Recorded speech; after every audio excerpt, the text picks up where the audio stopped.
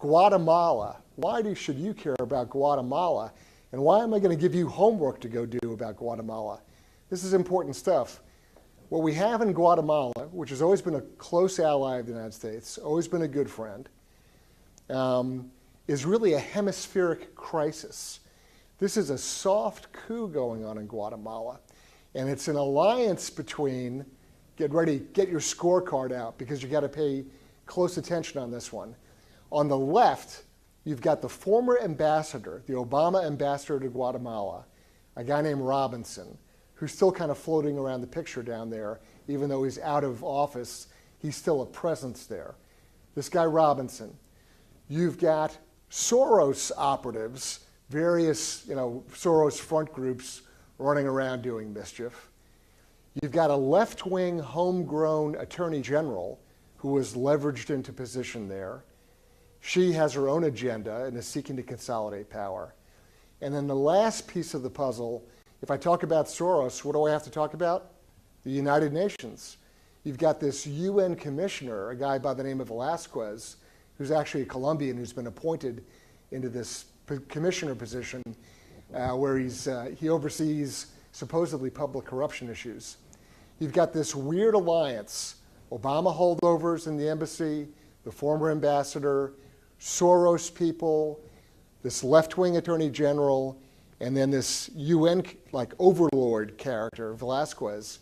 And they are all actively working against the lawfully elected president by the name of Morales and his cabinet. So, Soros, UN, and all these sort of Obama operatives versus the lawfully elected president. And what do these folks do? They attempt to influence improperly, unlawfully influence the sitting administration, President Morales and his administration, his ministers. And their leverage is to claim that there's outrageous corruption, although nobody will bring any charges. And then they try to hold UN and USAID money hostage in order to try to compel the sitting president to do the things that they want him to do. And this is an ongoing fight. And it's extraordinarily dishonest because the left is using this sort of boogeyman word of corruption, corruption, corruption, although they don't actually say what's been done that's wrong.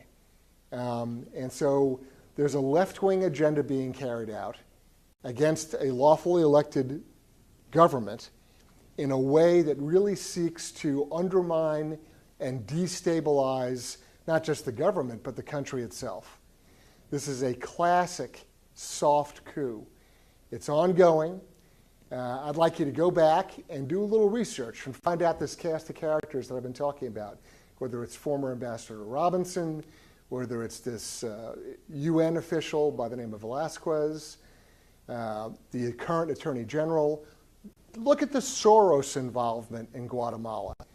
Educate yourself on that, because this kind of destabilization, this kind of a threat against a lawfully elected government, this soft coup, in its own way, we're seeing a variation on that in our own country with the deep state, with people who are actively working against the president. People can object. People can have differing points of view. That's fine. There's nothing wrong with that. But when you attempt to criminalize honest differences in public policy, that's where you've gone off the charts. We're allowed to disagree. We're allowed to have differing points of view. We can argue vociferously. That's great. But when people try to criminalize or brand people as corrupt just because you don't agree with them, when you try to unlawfully take their legitimate power by making false claims against them, that is the very definition of corruption. And it's a soft coup. It's happening in Guatemala, and we need to be very concerned about anything even remotely like that happening here.